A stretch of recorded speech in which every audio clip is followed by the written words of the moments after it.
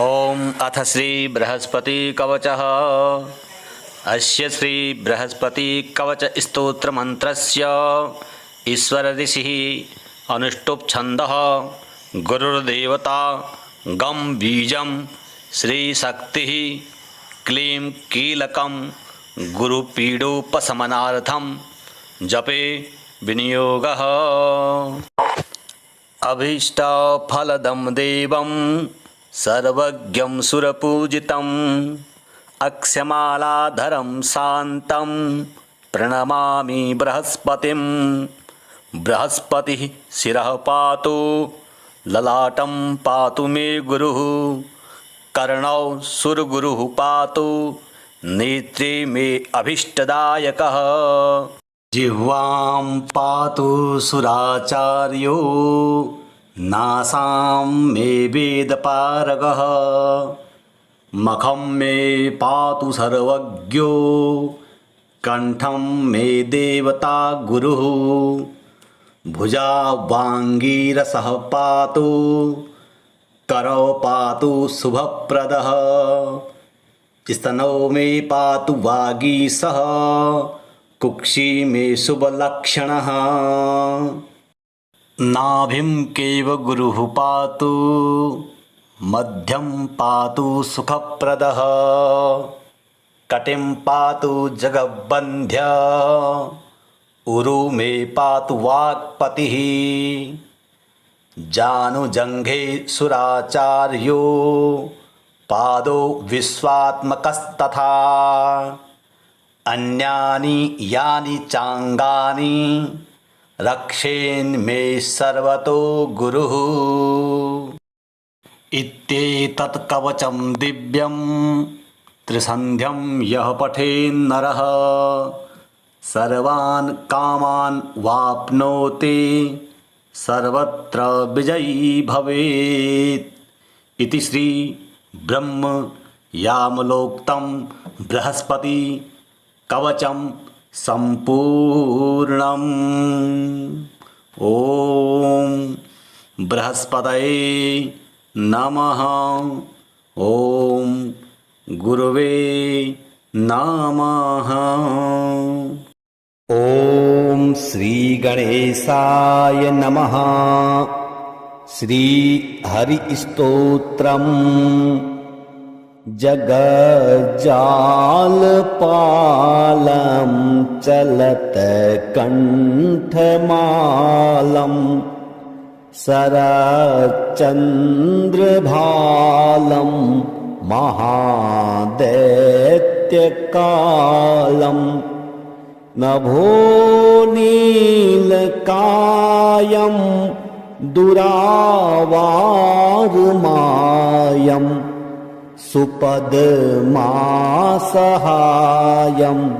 भजेऽहं सदाम्भोधिवासं गलत्पुष्पहासं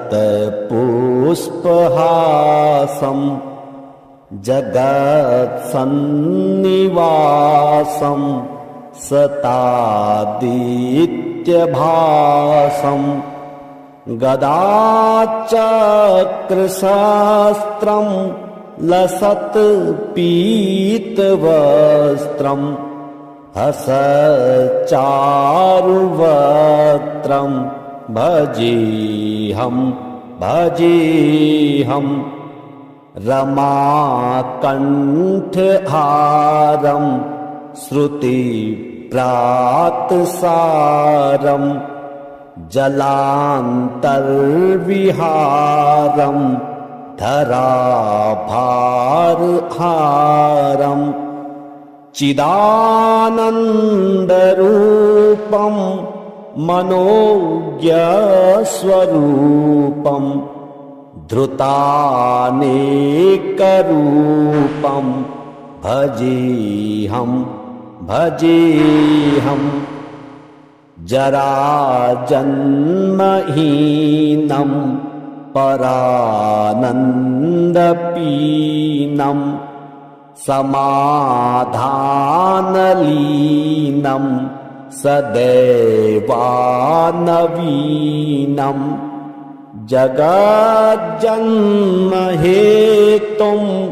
सुरानीककेतुं त्रिलोकैकसेतुं भजेऽहम् कृताम्नाय गानं खगाधीशयानं विमुक्तेर्निदानं हरारातिमानं स्वभक्तानुकूलं जगद्वृक्षमूलं निरस्तार्थशूलं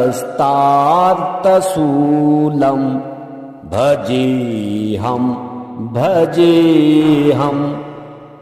समस्तामरेशं द्विरेफाभकेशं जगद्बिम्बलेशं हृदाकाशदेशं सदा दिव्यदेहं विमुक्ताखिलेऽहं सुवैकुण्ठगेऽहं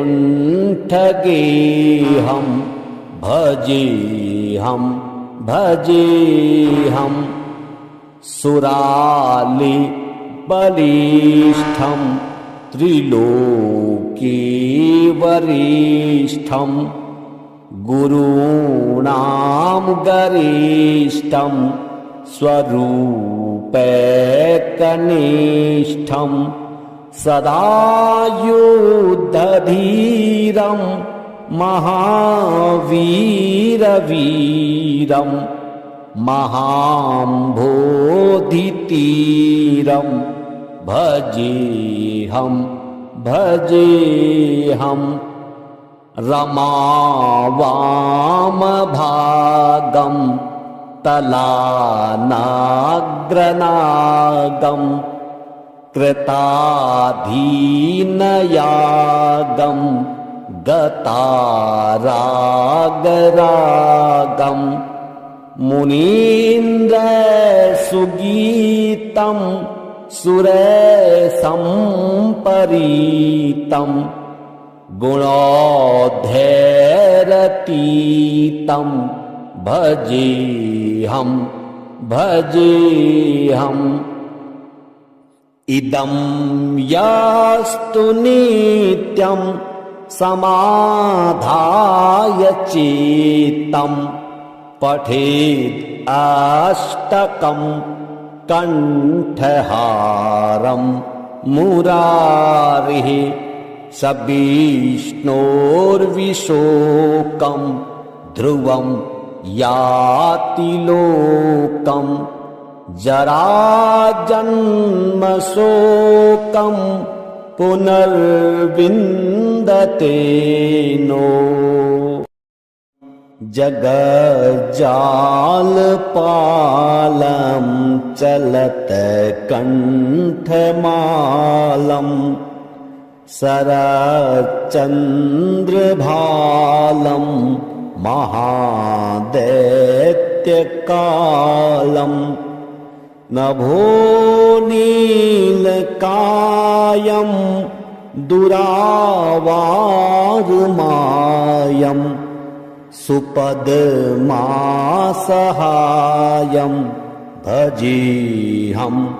भजेऽहम्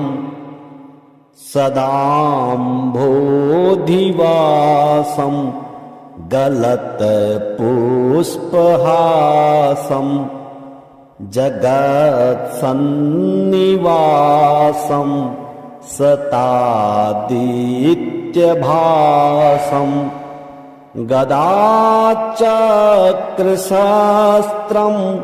लसत्पीतवस्त्रं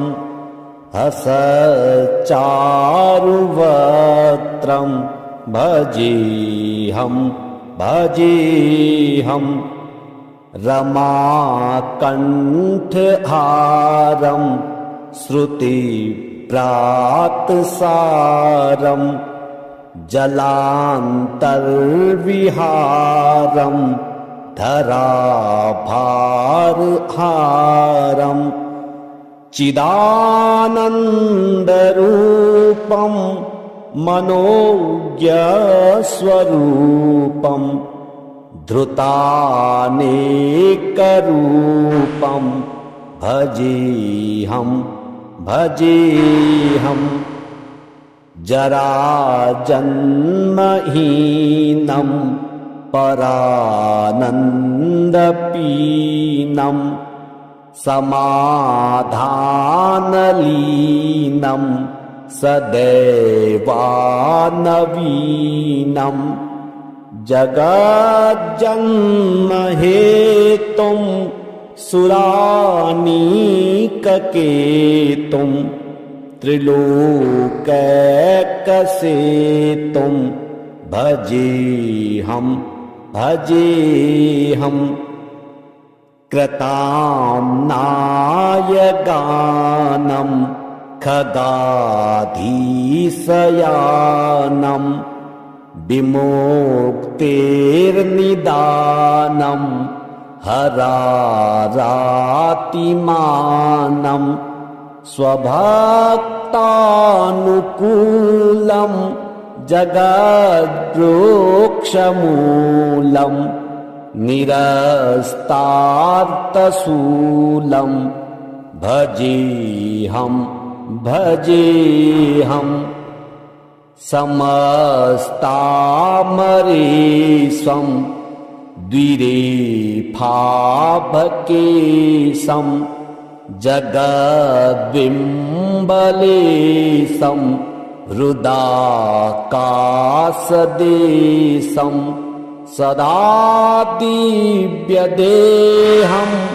विमुक्ताखिलेऽहं सुवैकुण्ठगेऽहं भजेऽहं भजेऽहं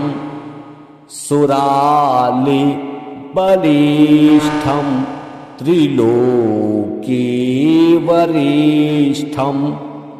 गुरूणां गरिष्ठं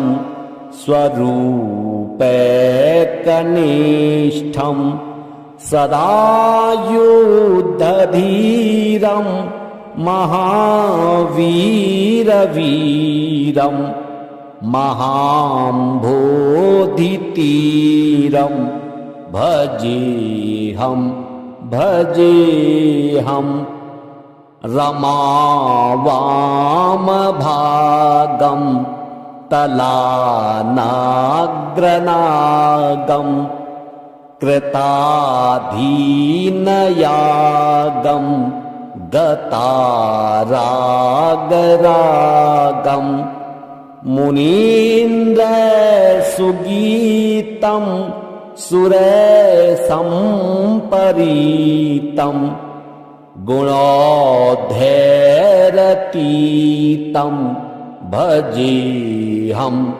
भजेऽहम् इदं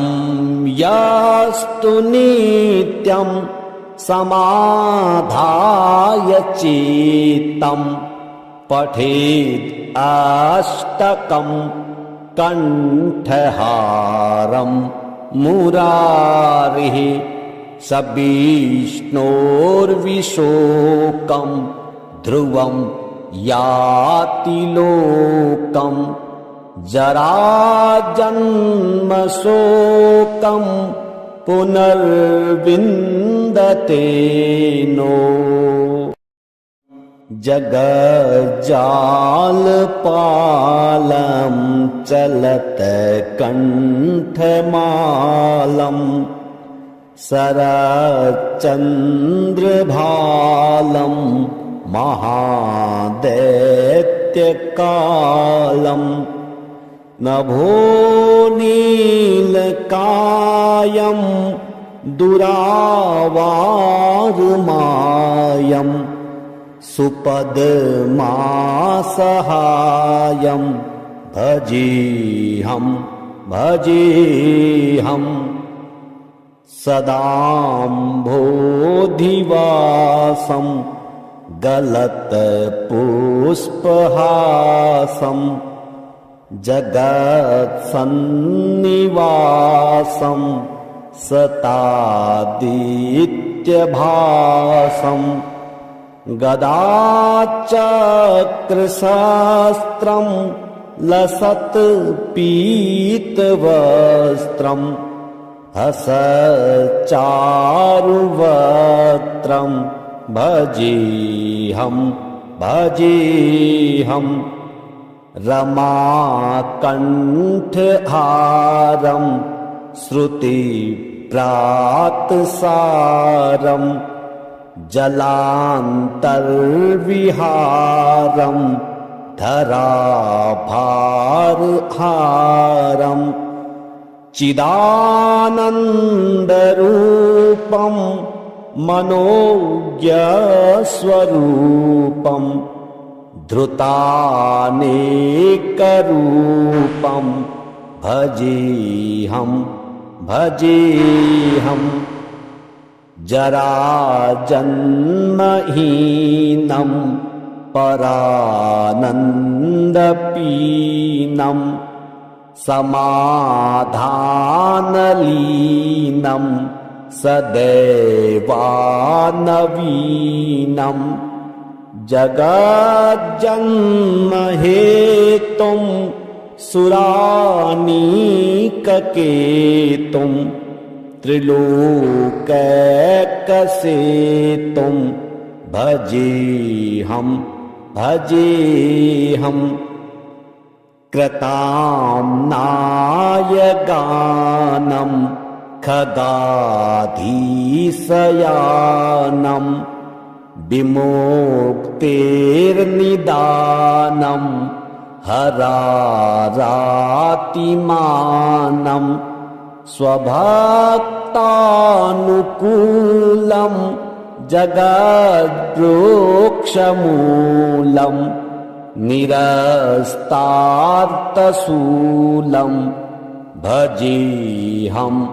भजेऽहं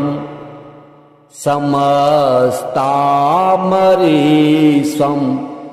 द्विरेफाभकेशं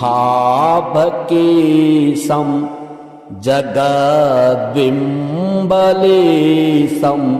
हृदाकाशदेशं सदा दिव्यदेहं विमुक्ताखिलेऽहं सुवैकुण्ठगेऽहं भजेऽहं सुरालिबलिष्ठं त्रिलोकीवरिष्ठं गुरूणां गरिष्ठं स्वरूपैकनिष्ठं सदा युद्धधीरं महावीरवीरं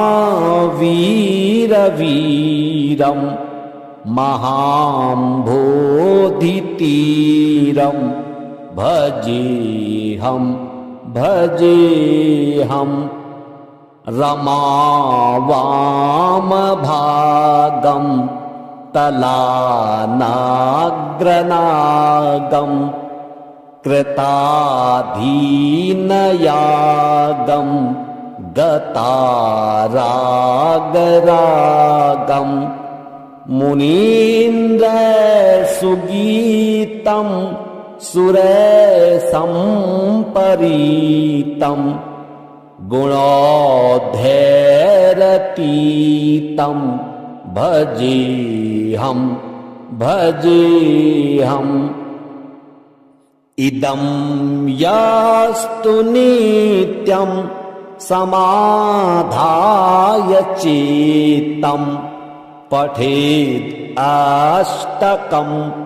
कण्ठहारं मुरारिः स विष्णोर्विशोकं ध्रुवं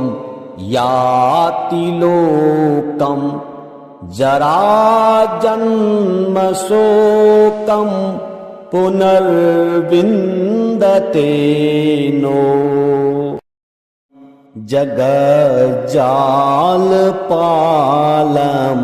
चलत्कण्ठमालं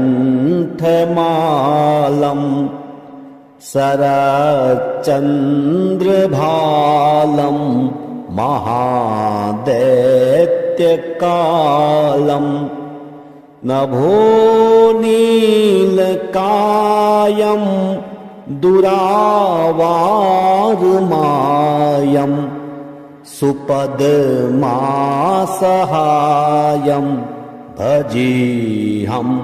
भजेऽहं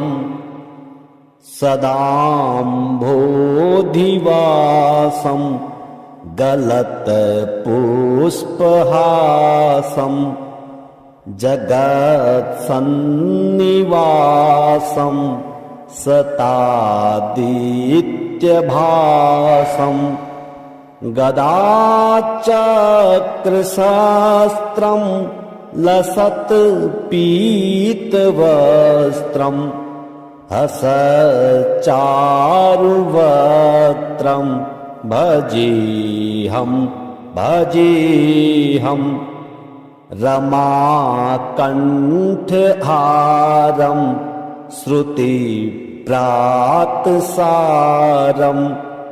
जलान्तर्विहारं धराभारहारं चिदानन्दरूपं मनोज्ञस्वरूपं धृतानेकरूपं भजेऽहं जराजन्महीनं परानन्दपीनं समाधानलीनं सदैवानवीनं जगज्जन्महेतुं सुरानीककेतुं त्रिलोकैकसेतुं भजेऽहं कृताम्नायगानं खगाधीशयानं विमुक्तेर्निदानं हरारातिमानं स्वभक्तानुकूलं जगद्रोक्षमूलं निरस्तार्थशूलं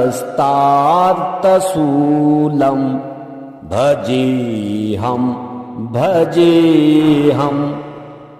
समस्तामरेशं द्विरेफाभकेशं जगद्बिम्बलेशं हृदाकाशदेशं सदा दिव्यदेहं विमुक्ताखिलेऽहं सुवैकुण्ठगेऽहं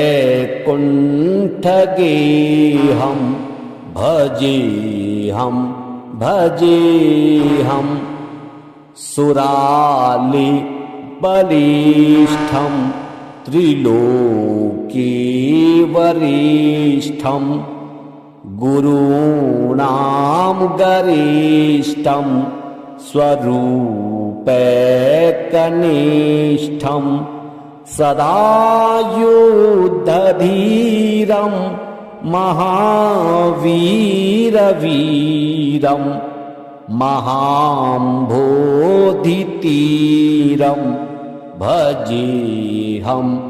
भजेऽहं रमावामभागं तलानाग्रनागं कृताधीनयागं गतारागरागं मुनीन्द्रसुगीतं सुरेशं गुणोद्धैरतीतं भजेऽहं भजेऽहम् इदं यस्तु नित्यं समाधाय चित्तं पठेद् अष्टकं कंठहारं मुरारिः स विष्णोर्विशोकं ध्रुवं याति लोकं जराजन्मशोकं पुनर्विन्दते नो जगज्जालपालं चलत्कण्ठमालं शरच्चन्द्रभालं महादैत्यकालं नभोनीलकायं दुरावारुमायं सुपदमासहायं भजेऽहं भजेऽहम् सदाम्भोधिवासं गलत्पुष्पहासं जगत्सन्निवासं सतादित्यभासं गदाचक्रशस्त्रं लसत्पीतवस्त्रं हसच्चारुवक्त्रं भजेऽहं भजेऽहम् रमाकण्ठहारं श्रुतिप्रातसारं जलान्तर्विहारं धराभारहारं चिदानन्दरूपं मनोज्ञस्वरूपं धृतानेकरूपं भजेऽहं भजेऽहम् जराजन्महीनं परानन्दपीनं समाधानलीनं सदैवानवीनं जगज्जन्महेतुं सुरानीककेतुं त्रिलोकैकसेतुं भजेऽहं भजेऽहम् कृताम्नायगानं खगाधीशयानं विमुक्तेर्निदानं हरारातिमानं स्वभक्तानुकूलं जगद्वृक्षमूलं निरस्तार्थशूलं भजेऽहं भजेऽहम् समस्तामरेशं द्विरेफाभकेशं जगद्बिम्बलेशं हृदाकाशदेशं सदा दिव्यदेहं विमुक्ताखिलेऽहं सुवैकुण्ठगेऽहं भजेऽहं भजेऽहम् सुरालिबलिष्ठं त्रिलोकीवरिष्ठं गुरूणां गरिष्ठं स्वरूपैकनिष्ठं सदा युद्धधीरं महावीरवीरं महाम्भोधितीरं भजेऽहं रमावामभागं तलानाग्रनागं कृताधीनयागं गतारागरागं मुनीन्द्रसुगीतं सुरसम्परीतं गुणोद्धैरतीतं भजेऽहम् इदं यास्तु नित्यं समाधाय चेत्तं पठेद् अष्टकं कण्ठहारं मुरारिः स विष्णोर्विशोकं